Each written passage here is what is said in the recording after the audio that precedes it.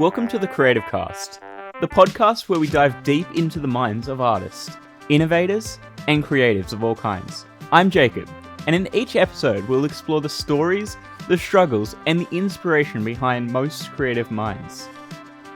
Whether they're filmmakers, musicians, writers, designers, or any kind of creative in between. We're here to celebrate the passion, the process, and the people that make creativity come alive. So if you're curious about what drives creatives, how they got their start, or what keeps them going through the tough times, this is the podcast for you. Tune in, get inspired, and let's get creative. In this episode, we're joined by the amazing ItsFroggez, a streamer / content creator who makes content on all things gaming, Marvel, and tech. So let's get right into this. So to start out, tell me a little bit about yourself. Hi, I'm Froggies. I'm a Twitch and TikTok streamer, also content curator. I stream mainly cozy games like Minecraft, Stardew Valley, Fortnite, a bunch of those. Yeah. Awesome. And what first inspired you to start streaming? I did a lot of gaming growing up, and it was mainly on consoles and I guess like little Nintendo DS's.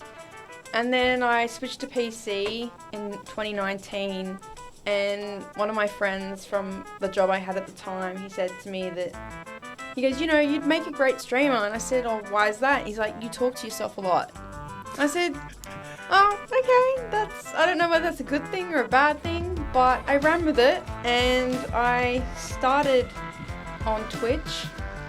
And that's how basically I got started, and I guess that's what inspired me to start. Amazing. And you got the Twitch jacket on, like the purple jacket today? I know, I'm literally wearing Twitch colours today. So what do you think sets you apart from other creators? I wear these frog bucket hats. I have all different colours. I started with the green one, and at first I didn't stream, when I first started I didn't stream with frog hats. It just wasn't there. And then randomly one day I bought one, and it wasn't for stream, I just had it. And I thought, actually, I could wear this on stream. So then I started wearing it every single stream, and now it's involved in my actual content itself. But also that I find within our community, like my community on Twitch and TikTok, is that we're like basically a group of friends. Like, yes, of course I'm streaming to an audience, but we're all friends and we hang out offline. And I find that not many streamers do that or have that. Like, they'll have, like, obviously their community watching them stream, but I find that they're not getting them involved in things, and I think that's important. So what has been the most rewarding part of streaming? Meeting new people. I've met so many cool people within my community, and now that I'm like friends with them, I get to organise meetups and we get to do like random stuff. Like the last one was in at PAX in Melbourne. And there was a few of us there. We had dinner, and then we spent like hours and hours on the time zone machines, and I thought that was really special. And it got to like 2-3 a.m. in the morning, and I was like, please don't leave, like, can we keep hanging? So I think making friends through streaming, I think that's a great thing. You also meet so many incredible content creators and learn from them as well. Yeah, overall, like, I'm a part of the community as well, and everyone in the community is all like great friends, and it's literally just a big hangout type of thing. Like, yeah, it's like a big family, and like, you know, I finished stream and they're all in the little voice channel on Discord chatting, hanging out, playing Minecraft, which it brings a smile to my face every time I see that, because I'm like, okay, cool. I'm doing a good thing with this community. People are making friends. I'm making friends. I just want it to be a safe place for everyone, and, you know, can hang out. So as we all know, streaming can come with its ups and downs. So how do you stay motivated on those tough days?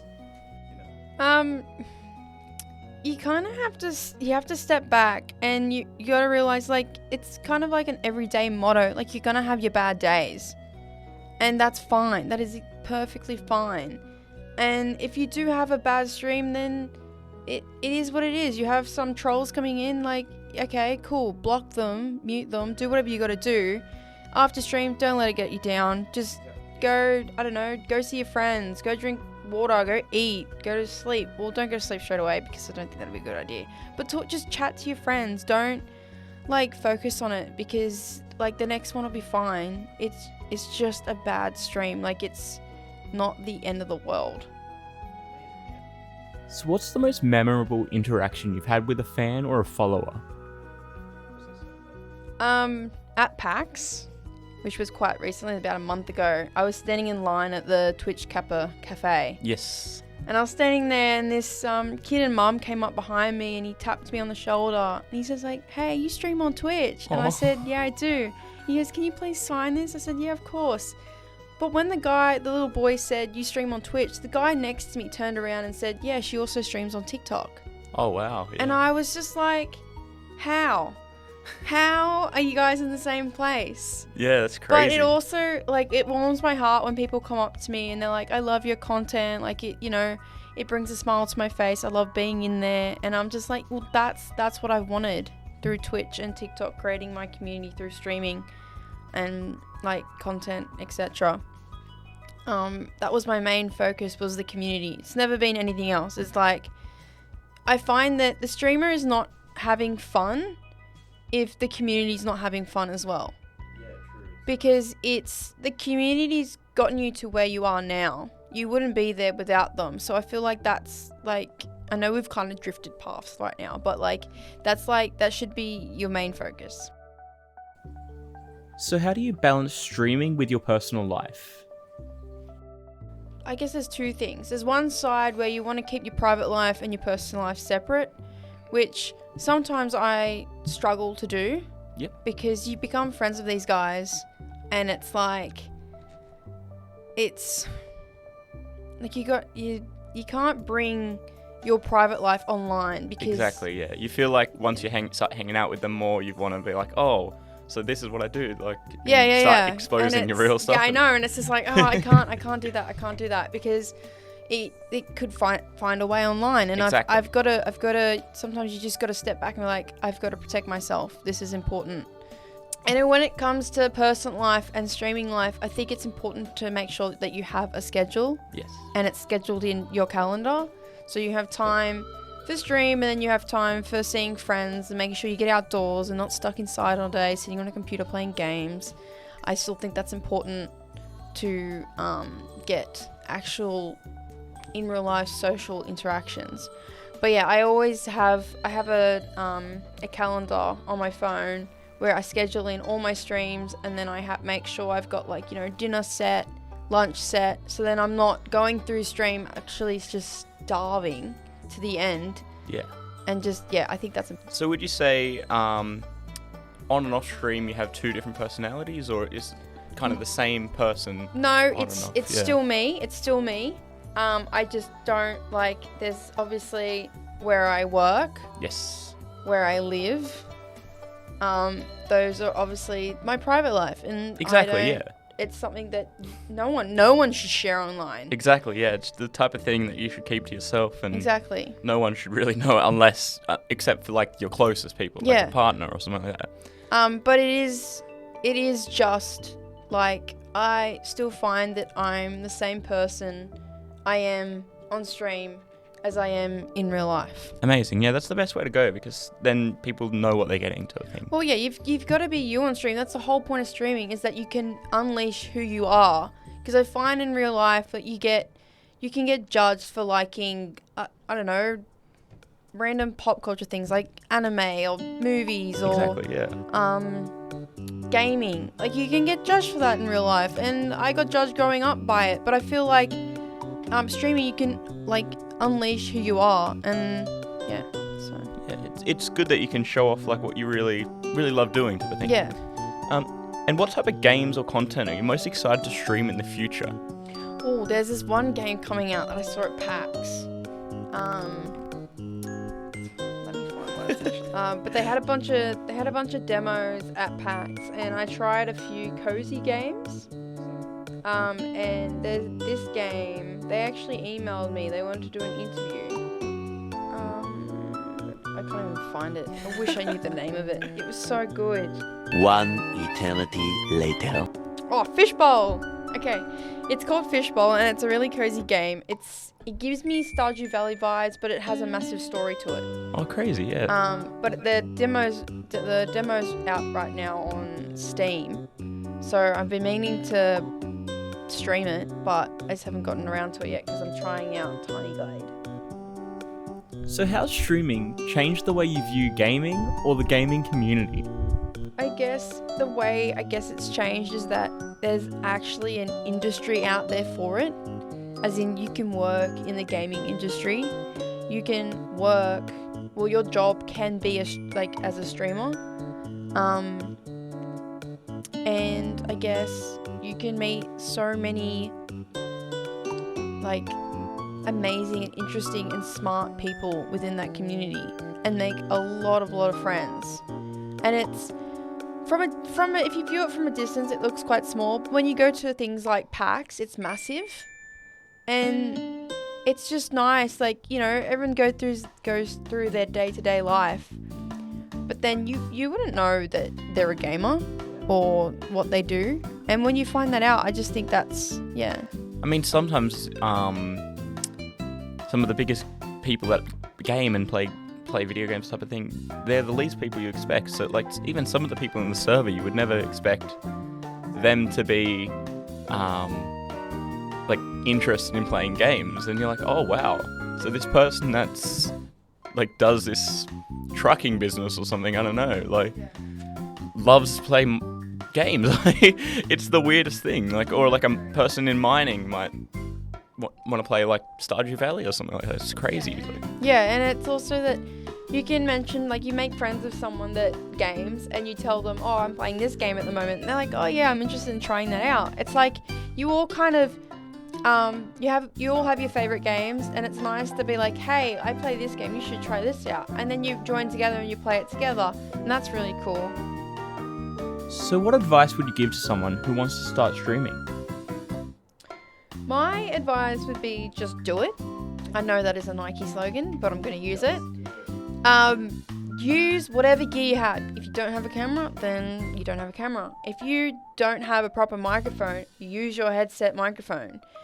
I had the most jank setup when I first started. Even if it's literally on your laptop and you don't have a PC yet, do it on your PC. Because you'll find you'll get to a point where your community is growing and they want to support you and see you grow. When I first started, I didn't have a very good microphone. I was using my headphone mic. And I put up a donation goal for a HyperX quadcast. I think it's a condenser microphone. And I put a goal up. Didn't expect anything of it. Just thought I'll whip it up and see what happens. And about 6 months later, I hit the goal and I went out and bought my first microphone. And you share that with your community. You've got your old microphone in and you go live and you're, guys, I got my new microphone, and you just literally just swap it over, and they love to see the change because they've been with you. So I think that's really cool in that aspect of things. But yeah, just get started. It doesn't matter what gear you have, just start. Yeah, amazing. I mean, I find a lot of people that talk about wanting to stream or say, oh, I really want to get into the content industry, I want to create content. They're always looking for the thing, oh, I need to set something up before I start. So that outlook of just start, doing, if you can do anything, just start it and make some content, get it out there, because like you said, it's the best way to just get out there, and the fans obviously love the evolution process type of thing. Oh yeah, massively. It's a big part of the community. So what are your goals in the next year of streaming, on stream and in the community? On stream wise, I guess I want to put a actual schedule in place, as in one that won't move. Amazing, yeah.